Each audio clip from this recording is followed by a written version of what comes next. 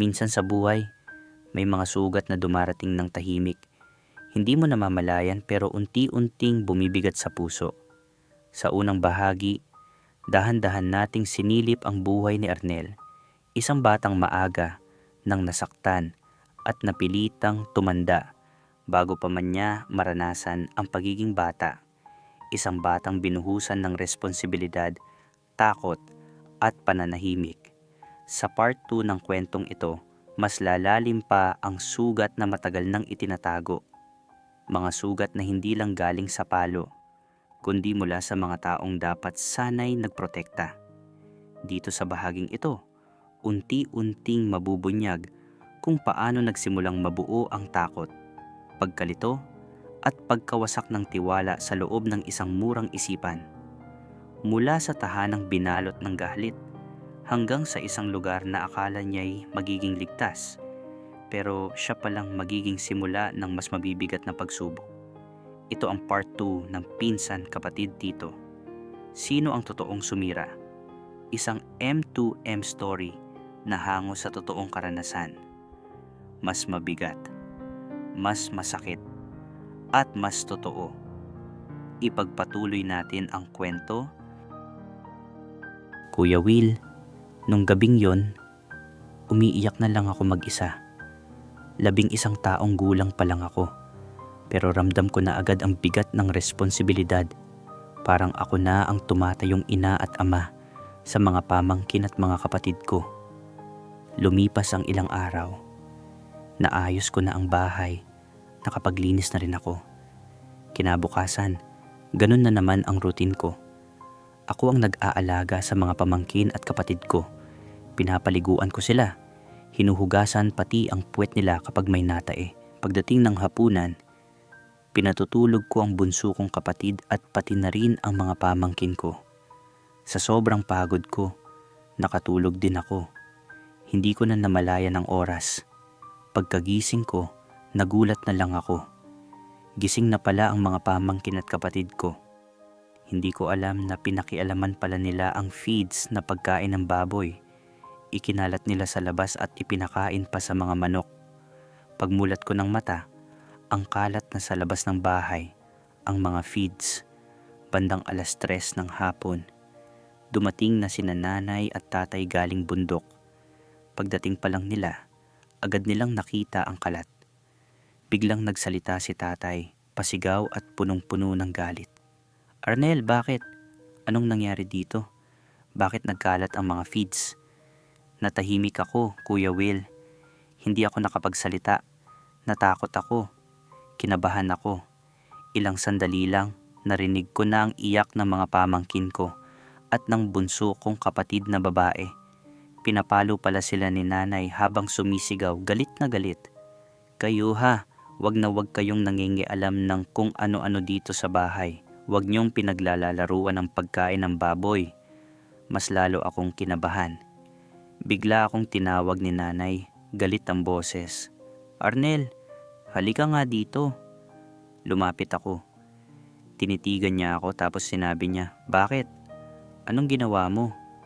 Bakit hindi mo binantayan ng mga bata? Hindi ba't bilin na bilin ko sa'yo na bantayan mo sila? Hindi pa man ako nakakasagot. Bigla niyang hinawakan ang kamay ko. Sunod-sunod na hampas ng yantok ang naramdaman ko sa iba't ibang bahagi ng katawan ko.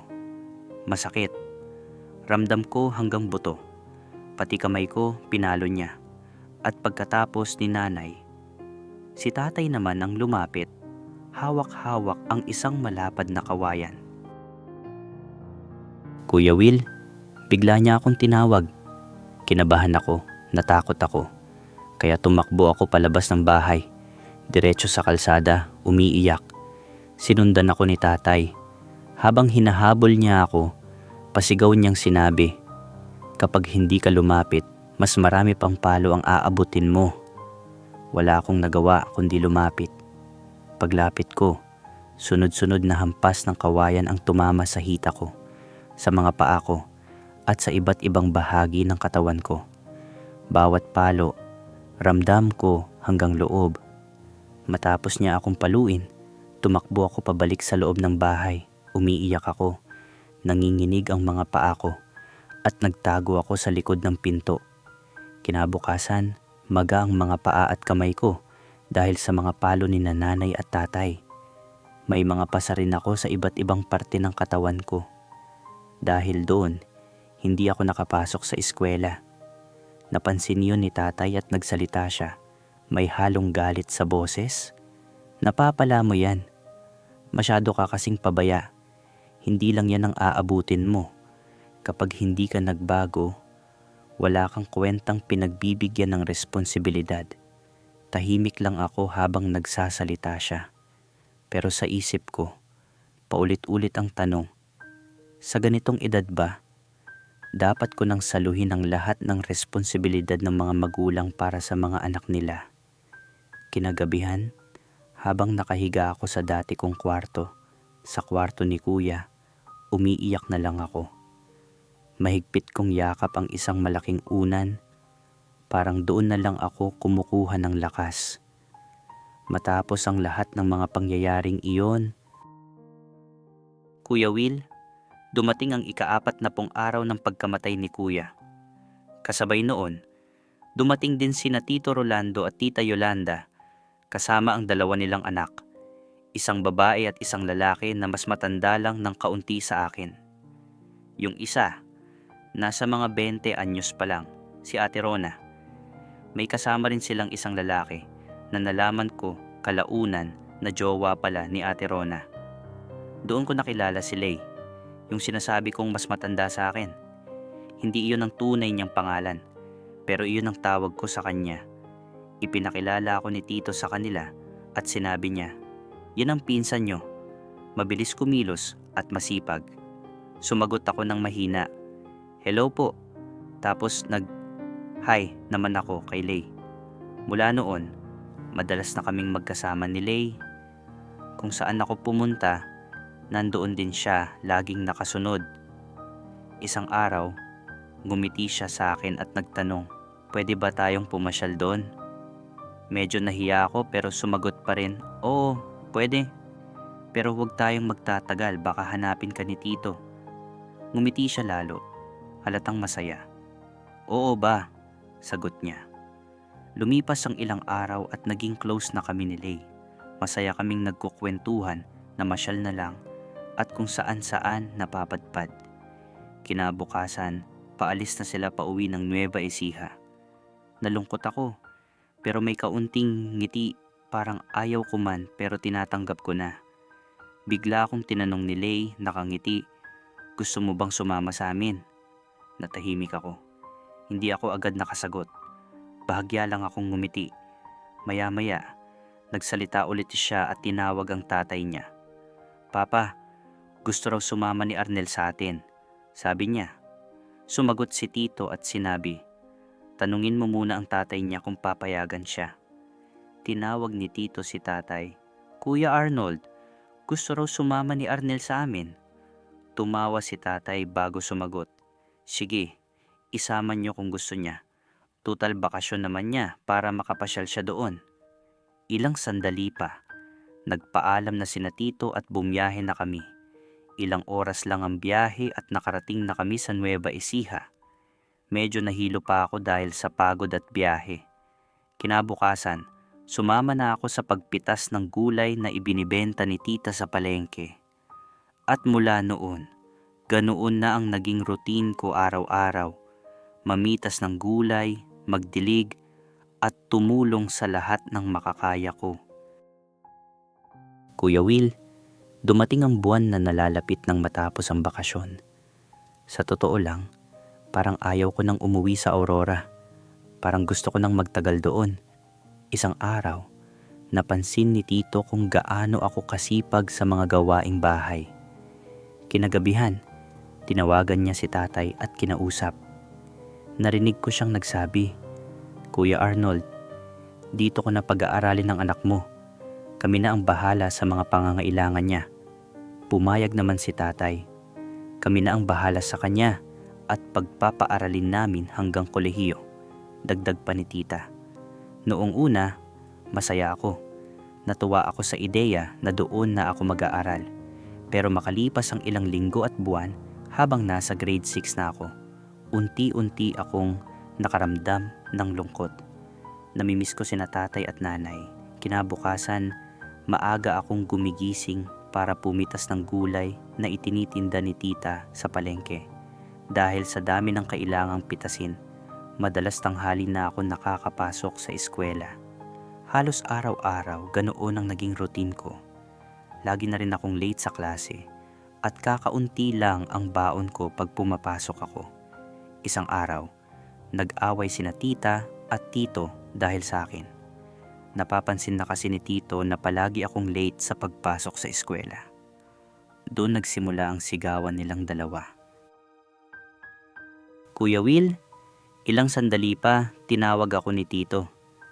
Galit ang boses niya, mataas ang tono. Arnel, mag-ayos ka na. Tanghali ka na naman sa pagpasok. Dali-dali akong naggayak. Nagbihis ako para pumasok sa paaralan kahit walang baong pera. Magulo pa ang buhok ko at hindi ko na naayos ang sarili ko dahil sa pagmamadali. Paulit-ulit na ganoon ang nangyayari. Halos araw-araw, wala akong baon. Minsan 2, 3, 5 o 10 piso lang ang naibibigay sa akin ni tita dahil kakaunti na lang ang mga gulay na napipitas ko. Sa eskwela, naranasan ko rin ang pambubuli ng ilang kaklase kong lalaki. Wala akong naririnig kundi, bakla, "Hi Papa." Iyon lang ang paulit-ulit na sinisigaw nila sa akin. Hindi ko sila pinapansin. Lumalayo ako at pumupunta sa isang lugar sa loob ng paaralan na bihirang puntahan ng mga estudyante. Doon, nagsimulang bumalik ang mga alaala. Mga alaalang hindi ko maintindihan.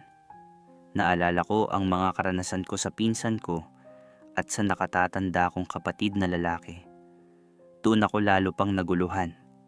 Doon ako napaisip at doon ko tinanong ang sarili ko, iyon ba ang mga dahilan kung bakit tinatawag nila akong bakla? Bakit ba nangyari sa akin ang lahat ng ito? Tanong ko sa sarili ko, puno ng galit at pagkalito. Kuya Will, hindi ko talaga maintindihan ang lahat. Doon ako tuluyang nalito. Paulit-ulit akong nagtatanong sa sarili ko, ito ba ang bunga simula nang isilang ako? Ganito ba talaga ang mararanasan ko sa mundong ito? Hindi ko rin inisip na puro hirap at pang-aalila lang ang mararanasan ko sa Nueva Ecija. Akala ko, doon ko magagawa ang mga bagay na hindi ko naranasan sa amin. Akala ko, doon ako magkakaroon ng mas maayos na buhay. Pero kabaligtaran ang nangyari. Puro hirap lang ang dinanas ko. Malapit na sana ang graduation namin ng pinsan ko. Sina tito at tita naman ay lumuwas patungong Mindanao doon sa Davao para maghanap buhay. May pwesto rin pala sila roon, pinagbebentahan ng mga alahas. Doon ko unang natanong sa sarili ko, may kaya naman pala si tita. Bakit kailangan ko pang pumitas ng gulay at magtinda sa palengke? Noon, hindi ko iyon maintindihan. Lalo lang akong naguguluhan. Napapansin ko kay tita na parang may kakaiba, parang may kulang, parang may something na hindi ko maipaliwanag. Ilang araw na lang sana, magtatapos na ako ng elementarya. Graduation na namin ng pinsan ko, pero hindi iyon natuloy. Noong 2020, kumalat din ang COVID-19 dahil sa lockdown, hindi na nakauwi sina tita at tito sa Nueva Ecija. Na-stranded sila doon sa Davao. At doon nagsimula ang mga karanasan ko sa pinsan kong si Lay, ang mga pang-aalila niya sa akin, ang pagpapahirap at ang iba pang mga bagay na hanggang na ngayon, nahihirapan pa rin akong ikwento. Kuya Will, dumating ang araw na kaming dalawa na lang ang naiwan sa bahay. Si Ate Rona, doon na natutulog sa bahay ng jowa niya at bihira na ring umuwi. Kinagabihan, pupunta sana ako sa CR para maligo. Madilim noon, patay ang ilaw. Pagpasok ko pa lang at aabutin ko na sana ang switch, biglang sumara ang pinto ng CR at bumukas ang ilaw. Nagulat ako. Nandoon ang pinsan ko, Si Lay. Bigla akong natahimik. Wala akong masabi. Parang natuyo ang lalamunan ko. Hindi ko alam kung anong gagawin niya. Ilang minuto kaming nagkatitigan, parehong gulat. Walang nangyari. Kung hindi kaba at katahimikan. Maya-maya, umalis din siya. Ilang sandali pa, tinapos ko na ang pag-shower. Habang nasa loob pa ako ng CR, bigla niya akong tinawag. Arnel, gabi na. Ang tagal mo dyan. Anong oras na? Bilisan mo at matutulog na tayo. Sumagot ako, mahina, pero magalang. Medyo pasigaw para marinig niya. Oh, saglit na lang. Malapit na akong matapos. Habang nasa loob ako ng CR, hindi ko maiwasang mag-isip. Bakit siya pumasok doon kanina? Pagkatapos kong magbihis at magpunas ng katawan, pumasok na ako sa kwarto. Doon ko siya nadatnan. Nakahiga sa hinihigaan ko. Napahinto ako sa gulat. Hala, bakit dyan ka matutulog? Tanong ko. May kaba at pagtataka. Sumagot siya ng parang walang alinlangan. Ayaw ko doon. Natatakot ako. Wala akong kasama. Baka may multo. Napagsalita ako pabiro. May kasamang pilit na tawa. Takot ka pala sa multo. Ngumiti siya at napatawa rin. Ilang sandali pa. Humiga na rin ako sa kama. Pilit kong ipinikit ang mga mata ko, handa nang matulog, nang bigla siyang nagsalita si Lay. Kuya Will, bigla niyang tinawag ang pangalan ko.